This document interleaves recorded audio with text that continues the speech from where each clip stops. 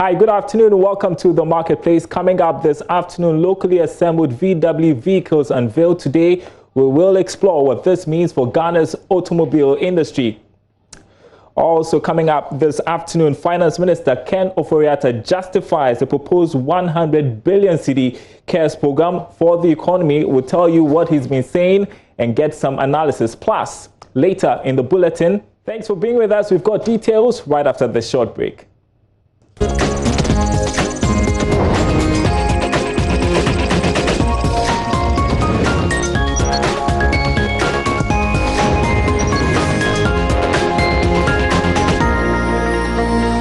Staying with us on the Marketplace. My name is Darryl Kwa. We begin with a very remarkable event today, the unveiling of locally assembled VW vehicles in Accra. In attendance was the President, Akufo-Addo. We'll hear from him in a bit. First, the Trade Minister, Alan Kyerematen, talking about what this signifies for Ghana's auto industry. And we want to apologize. We're having some technical issues. We want to sort that out. We'll be right back. Stay with us. Welcome back to the Marketplace. Thanks for being patient with us. Hopefully our technical issues are resolved. So let's talk about today's remarkable event. We've been talking about the unveiling of locally assembled VW vehicles here in the country. And we want to first hear from the Trade Minister who was in attendance at that event at the Kempinski Hotel here in Accra, what he says this signifies for Ghana's auto industry. What is happening today means a lot for us in our economy. Number one, it is going to help reduce our import bill. Ghana, on the average, has an import bill of over $10 billion per annum. In 2018, our import bill was $12 billion. And our 30 leading imports constitute about 57% of this amount. Just 30 commodities imports. Now, out of these 30, the most significant ones, the top three, is led by the importation of transport vehicles, both passenger and transport goods vehicles. And so there's absolutely no doubt that this effort of the government, together with the private sector, is going to help us save scarce foreign exchange resources.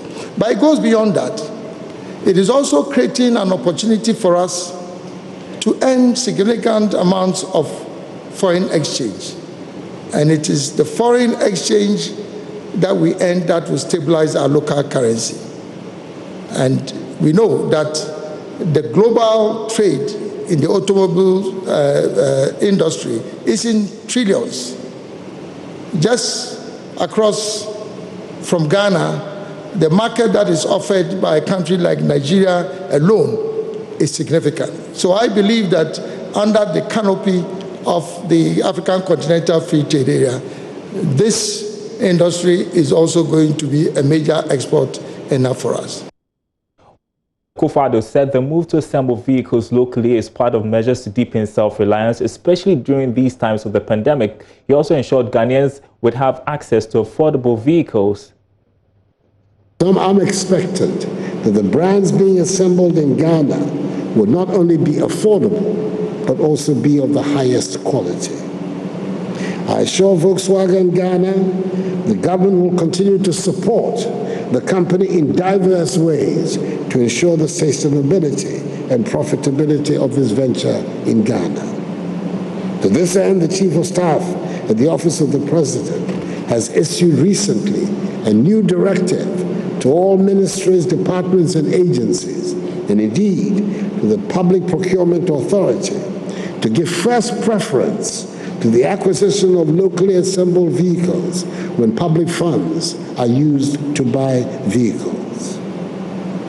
Additionally, the Minister for Finance, in his excellent mid-year budget review statement to Parliament, indicated the government is going to establish an automobile industry development support center, which will, amongst others, coordinate the technical processes for licensing domestic vehicle assemblers and manufacturers, and monitor also their compliance with industry regulations and standards. The center will also coordinate the implementation of an essential element of a viable automotive sector, that is the establishment of a vehicle financing scheme, which will link financial institutions to individuals and groups interested in purchasing newly assembled vehicles in Ghana. Furthermore, the center will carry out an automotive skills enhancement program to provide requisite skills for the various categories of the value chain of the automobile industry. All these measures are situate in the context of the Ghana Automotive Development Policy. With the Chinese company Sinotruk. Well, joining me to discuss this is founder of Home Use Cars, also an automotive data analyst, Kofi Ejapong. Thanks for being with us this afternoon, Kofi. So we've been talking about how remarkable this is. Talk to me about what this signifies, not just for the automobile giants that are assembling their vehicles locally, but for auto dealers here in the country. Okay, thank you, Daryl. Thank you for the opportunity to talk about this particular issue. I think that with the introduction of this automotive bill, where customs do not allow used vehicles to be imported that are salvaged, for dealers can still import their vehicles without any issue. If it's salvaged, you just need to, I think if you repair the vehicle and you bring it in, it will be accepted. Dealers can also import vehicles that are not more than 10 years old. So for this industry, you can still operate competitively if you can also mark up with what VW and the other companies that are coming in to produce. If you can mark up with them and you can match, you should be able to have your customers anytime. Okay, so we've heard that the president bring up the issue of affordability. The last time we talked about this, that was something we highlighted, the issues about auto financing. But there the president was promising, if you like, that government was going to ensure the vehicles are affordable. You have been looking through the price list yourself. Do you term them affordable? Well, it's quite something, because I'm looking at Polo hatchback, which is 59,670,000 Ghana cedis. And then if you look at, that's the S. If you look at Polo hatchback SE, which is 63,000. And then if you look at Jetta Trendline FBU, which is 132,000 Ghana cedi. It's quite on a huge side, because I believe that these are giants that should be able to use manufacturing efficiencies to at least bring the cost down for us to assess. And then if the banks can also come in and bring in more auto financing loans that are a bit competitive, that consumers can easily access and then go for these particular vehicles, I think we should be okay. But it's not as cheap as a lot of people might be thinking it is. It's on the higher side more if you look at from our economy. But from their economy, it's cheaper, because this is the manufacturer retail price, which is a bit cheaper. But at our side, if you convert it to a local currency, it's a bit on the higher side. But if you have auto financing that can really help you access this particular models, you should be fine. People should be able to access some of this. All right. Thank you so much. That was Kofi Ejapong. He is the founder of Home Use Cars, also an automotive data analyst. Well, Finance Minister Ken Ofori-Atta has justified the proposed 100 billion cedi CARES program for the economy. The minister in the media review and supplementary budget announced the establishment of the fund to aid economic recovery over the next 3 years. However, there are concerns over the impact of this on Ghana's rising debt stock, as fears of the economy destabilizing grow. Ken Ofori-Atta has maintained the majority of the funds will come from the private sector. He has been giving us some details. Has been very effective in his leadership, and that everyone has benefited, of a caring government. So we then look to the future. And the future is, where are we going given what we have? And the president always said that, let's take opportunity of this crisis And so through this, we have acknowledged certain vulnerabilities that we have as a nation, but also to take advantage of to restart the whole Ghana Beyond Aid vision that we all had.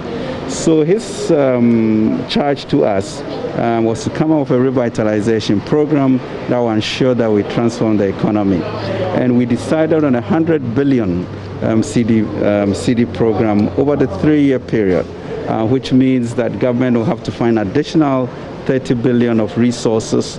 And what we intend to do is really in our commitment to digitalize the economy, we expect to be able to move our revenue to GDP ratio from the 13% we have now to 20%. That certainly will lead to huge increments in our resources.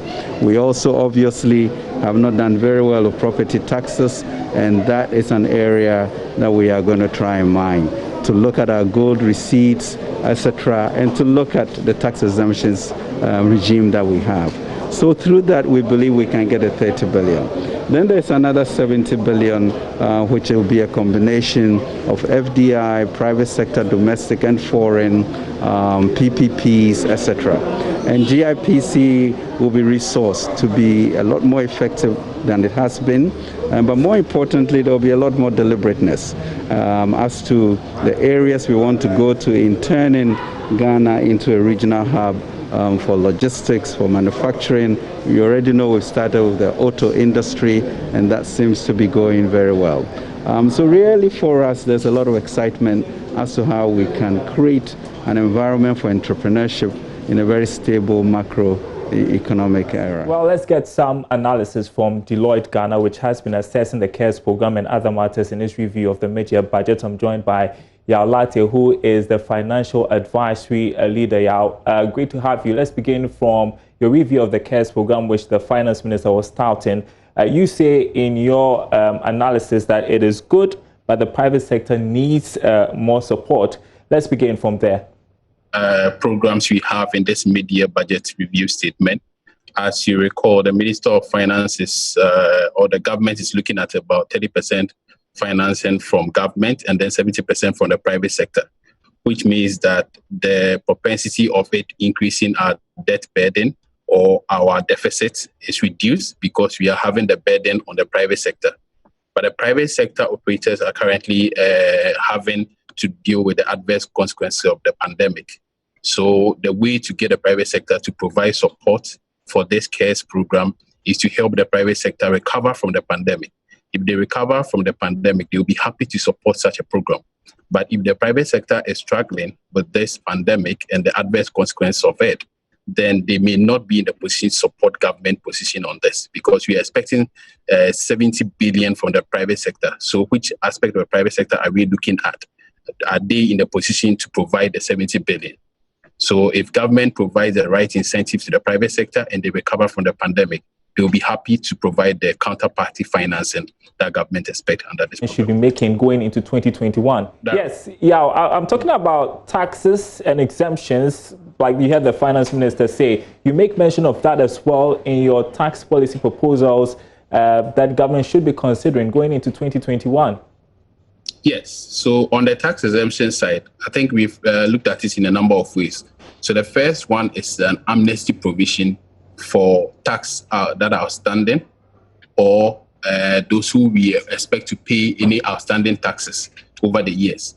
So the idea is to encourage people to come forward, to come and pay their taxes on their own. And there will be minimal penalties applied. And what we are saying is government should not only waive the penalties, because the penalties are minimal. They are not punitive enough. 500 Ghana cedi for the default, and then 10 Ghana cedi for each day of default.